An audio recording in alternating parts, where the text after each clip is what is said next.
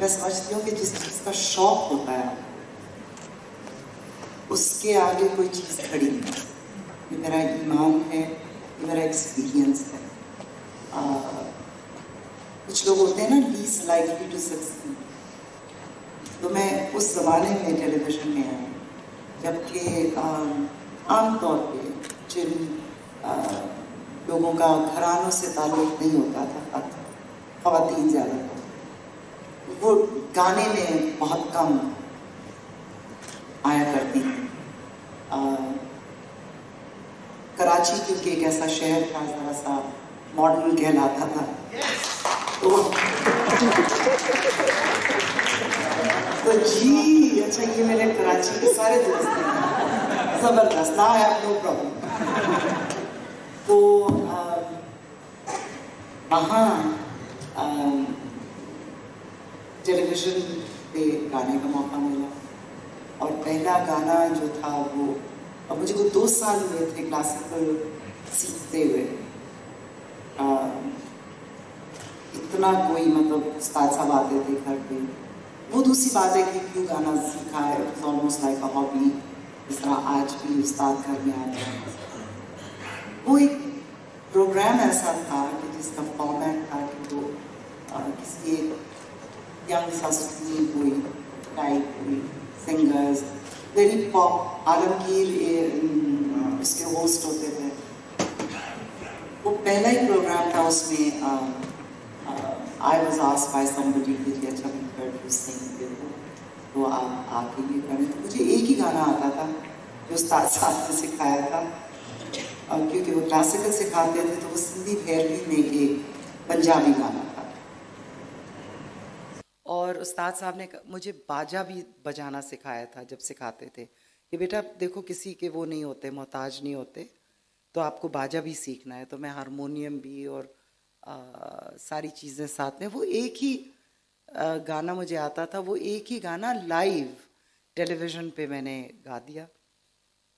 और उसके बाद ये हुआ कि जब वो चला है तो आई थिंक वो सारी कॉम्बिनेशन लोगों को बहुत अजीब लगी कि वैसे तो ये पता नहीं कौन है, और पंजाबी भी गा रही हैं और क्लासिकल और बाजा लेके साथ में गा रही हैं। और अब भी मैं वो सुनती हूँ रिकॉर्डिंग, तो पता नहीं क्यों वो कुछ ठीक रिकॉर्ड हुआ था, सुर में था।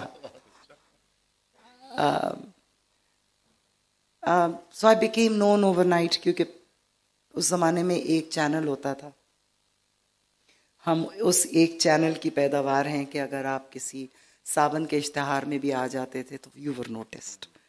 आप, it was very easy to be noticed also. I think मेरा फियर उसके बाद शुरू हुआ, क्योंकि मुझे गाना इतना आता नहीं था। और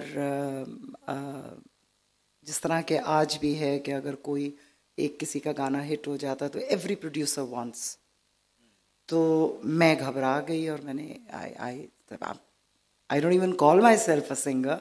वो एक गाना किसी तरीके से अगर हिट हो गया है तो I am not committed to sing. लेकिन वो एक यूथ का एक बीमारी है कि जब कुछ चैलेंज आता है तो then you want to test yourself, because everybody, even I was saying am I a one song wonder. तो आई सेड कि अच्छा चलो, maybe I try do another song. somehow luck was favoring me, and मुझे अजीब अजीब किस्म के एक एक थरी गाना मुझे मिला गाने को।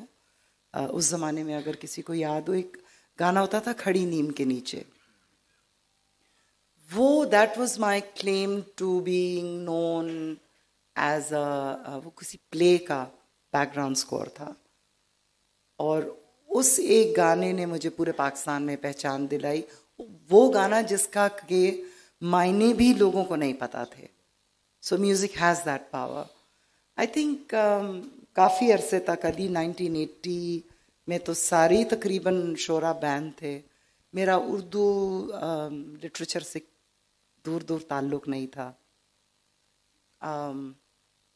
मैं उस ज़माने में पढ़ा रही थी, So music was really not a career option. लेकिन फैज़ साहब का इंतकाल हुआ. I didn't know him at all. मुझे अरशद महमूद ने कहा कि देखो वो नैयरा लाहौर में होती हैं, वो गाती हैं फैज़. और उन्होंने मेरी सारी चीज़ें फैज़ की नैयरा नहीं गाई हैं. लेकिन क्योंकि अब तुम हो यहाँ पे तो तुम गा दोगी एक नज़म, क्योंकि अब वो उनकी डेथ एनिवर्सरी पे चलनी है, वो लाहौर में चलनी है. तो मैंने कहा हाँ मैं गा दूँगी. सोच लो तुम बैन हो सकती हो या पता नहीं, इस तरह से अरशद ने मुझे. और विदाउट रियलाइजिंग आई सेड हाँ फैज़ साहब के नाम पे बैन होना कितनी बड़ी बात है, पता ही नहीं फैज़ साहब हैं कौन, टू बी ऑनेस्ट.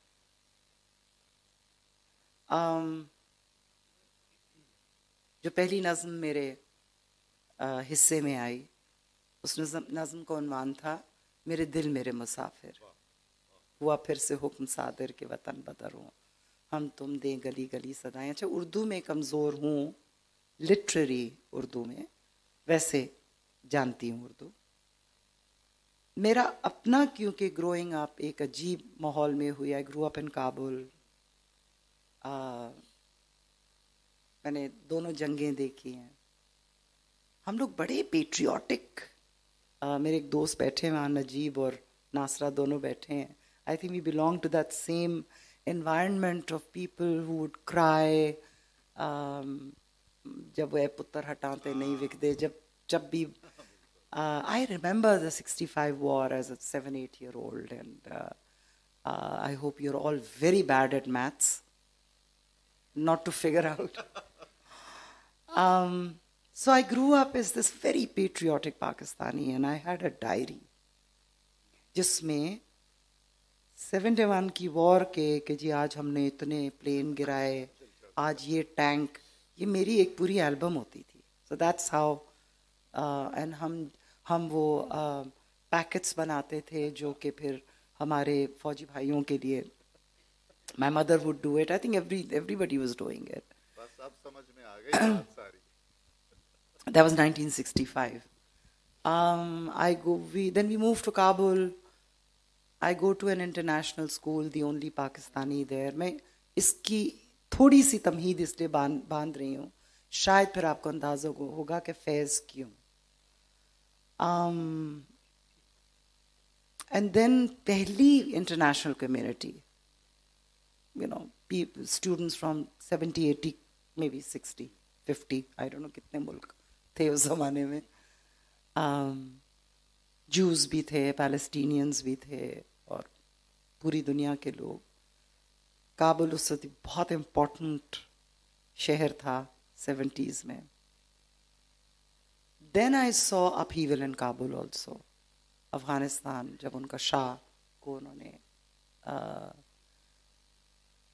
फिर I saw the average sentiment of an Afghan towards a Pakistani. Not friends. Friends were very nice. तो मुझे समझ नहीं आती थी इधर पख्तूनिस्तान चौक क्यों है. And it was going against my patriotic Pakistani-ness. And why is it that Afghans don't like us? Because that was very evident. The politicalness of that region was very evident even at that time. And of course one understood later on कि वो Durand line का क्या और ये वो फलाना. But you know, when you're growing up, you like to be liked. तो आपको दिल चाहता है कि आपको सब पसंद करें, तो वो कुछ दोस्तियां अपनी जगह. लेकिन ये sentiment लेके when I come back to Pakistan, then of course, you know, there's Mr. Bhutto being hanged, martial law आ जाता है, अफगान वॉर शुरू हो जाती है. And to somebody like me, I couldn't understand what's going on, because even at a young age, I was trying to understand the Afghan war and our interest in it and what's going on. But I thought they don't like us, but how come they're all over here? Then Karachi, may I'm growing up and I'm seeing for the first time Kalashnikovs and drugs in my city. I think ये सारा कुछ एक input जा रहा था मेरे अंदर. And I was very, very sad to come back from Kabul also, because it's a beautiful country, beautiful people, and fantastic friends, and suddenly everything is, हम cut off हो गए थे. So when I sang मेरे दिल मेरे मुसाफिर, each and every word seemed like my story. और मुझे कोई इंटरेस्ट नहीं था कि फैज साहब ने ये क्यों लिखा है. और मैं ये बिल्कुल अला ऐलान कह रही हूँ कि मैं जब भी किसी शायर को पढ़ती हूँ, I don't want to know why they wrote it. I don't want to be colored by that. That to me, I think poetry की beauty is that it should stand on its own. मतलब जब आप पढ़ें हम के ठहरे अजनबी इतनी मदारातों के बाद, तो ज़रूरी नहीं है कि आपको ये पता होना चाहिए कि वो ढाका से वापसी पे लिखा गया. By itself, it answers. And I think to me, मतलब मेरे दुखों को मदावा करे ना, I am going to be that selfish. For me, Faiz Saab was my savior. मैं बिल्कुल रोमांटिक इरा की पैदावार नहीं हूँ. मैं गालिब को बहुत शौक से सुनती हूँ, दाग को भी. लेकिन जब भी फैज साहब was always giving me answers, कि अगर मुझे इसका यकीन हो मेरे हमदम मेरे दोस्त, was my answer to the youth of my country, of myself, कि जवाब हम ढूंढ रहे हैं. We don't know why people are hating us so much. मैंने तो नहीं किया ये सब, but why am I being so hated as a country, or why is my youth, being, why is the youth of this country being labeled so much? ये सारे जवाब मुझे मैं समझती हूँ. तो that was my, इसलिए मैंने फैज साहब को गाने की जरूरत की. और बिल्कुल ये ज़रूरी नहीं होता कि कई दफ़ा अगर आपको ज़ुबान नहीं आती, हम पीछे यही बात कर रहे थे कि स्पेशली द यंगर लॉट, उनको हो सकता है कि ज़ुबान उर्दू नहीं आए, लेकिन वो बेवकूफ़ नहीं है. अगर उनको समझ जाए वो ज़ुबान को कि वो क्या कहा जा रहा है. So between you and a great thought, अगर ज़ुबान बीच में आड़े आती है तो वो बहुत आसानी से अबूर किया जा सकता है. आज तो दुनिया की ट्रांसलेशंस आपके पास हैं. सो आई थिंक और शायद शायरी को समझे बगैर भी उसका लुत्फ लिया जा सकता है. थोड़ा सा इसका थोड़ा सा जहर लगना ज़रूरी है. जैसे मेरे लिए मेरे दिल मेरे मुसाफिर के बाद बहुत लफ्ज़ थे उसमें, और बहुत लफ्ज़ आते रहते हैं जो मुझे समझ में नहीं आते. और उस ज़माने में आई वुड आस्क पीपल कि भाई इसका क्या मतलब है.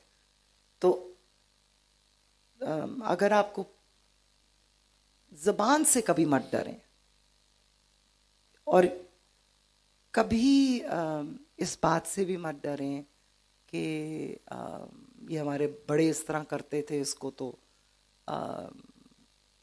You have to approach it differently as young people, वरना आपका कोई फ़ायदा नहीं है. If you don't approach it, if you going to do exactly what your predecessors did, exactly if you're going to do that, तो आज हम caves में बैठे होते.